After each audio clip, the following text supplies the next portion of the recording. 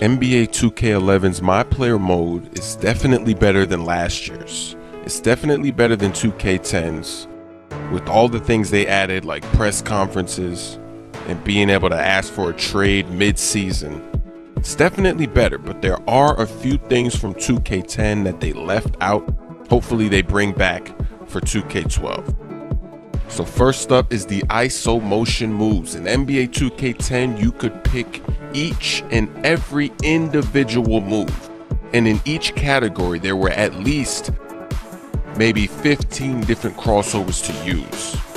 And also, the crossovers were much better too in 2K10. They're not this good in NBA 2K11. And I want you to take note of the double cross move and the in and out move. Now, as we switch over to NBA 2K11, notice that there's no double cross move and there's no in and out move. That's because they bundled it into the first category, which is bad because maybe you only like the crossover move. You don't want that package double cross or that package in and out. It doesn't matter. You're stuck with it because they chose to go in a bundled route instead of letting you pick each and every individual move. The behind the back move and the spin move are interesting because this year they added situational moves. And so in each package, you're given two different kinds of behind the backs. So depending on what's happening on the court and who's around, you'll do one of the two. So hopefully in 2K12, instead of giving us a bundle, let us pick each one of the two. That way, if there's one in the bundle we don't want, we don't have to have it.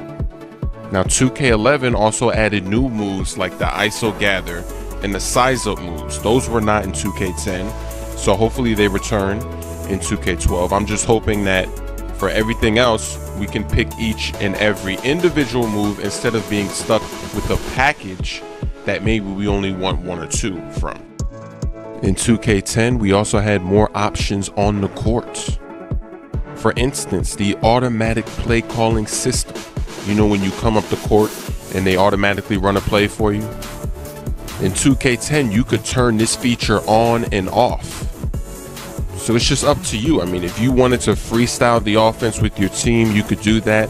If they weren't scoring, then you can turn on offensive play calling and run some automatic sets. But in 2K11, you're not given this option to turn that on and off. And another thing is in 2K10, we were given access to the playbooks. Now, I know a lot of people are going to be like, well, you're a rookie. You shouldn't be able to pick all the plays for your team. But you have to understand that the stock plays that they give us every year are terrible. They never work. And so being able to go in and pick the plays that actually help our team score, that was something nice in 2K10. That's not the case in 2K11. So let's switch back over to 2K11 so I can show you what I'm talking about. There's a lot of reasons why you might want to disable the automatic play calling in NBA 2K11, and here's one of them. As I pause this fast break, it looks like this should be an easy score. I have a one-on-one with Manu Ginobili. LeBron James is in front of Richard Jefferson, which means he has an easy path to the hoop. I could even throw him an alley-oop, and that rhymes accidentally. But as the play goes on, watch what happens. For whatever reason, LeBron stops running, and I'm forced to go one-on-one with Manu when I could have just handed it off to LeBron for a dunk. So let's rewind that and find out why LeBron stopped running on that play. So by now you should have recognized that A button above LeBron's head. That means that an automatic play has been called. And instead of continuing this fast break opportunity, it just stops everything. And now LeBron is focused on running a play even though we had an advantage on the break. And this doesn't always happen on a fast break. You might have a mismatch, and instead of being able to take advantage of that mismatch, your team wants to run a play and do something totally different. So this is another reason why you might have wanted to turn off the automatic play calling system. So here's a reason why it would be nice to be able to pick our own plays. Early in the season, I used to have access to a play called 32 up, which if the screen worked, it would leave me wide open for a three. This was a money play. And for some reason, the coach took the play out of the playbook, and I can no longer do this in situations that were needed.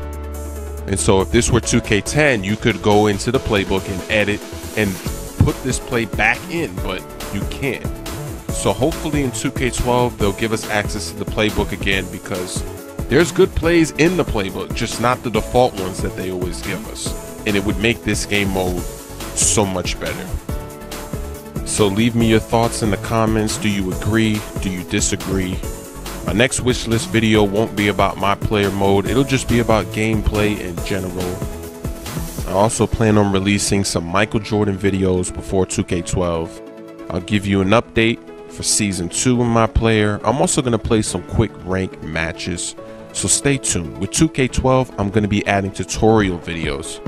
I think everyone's going to like those.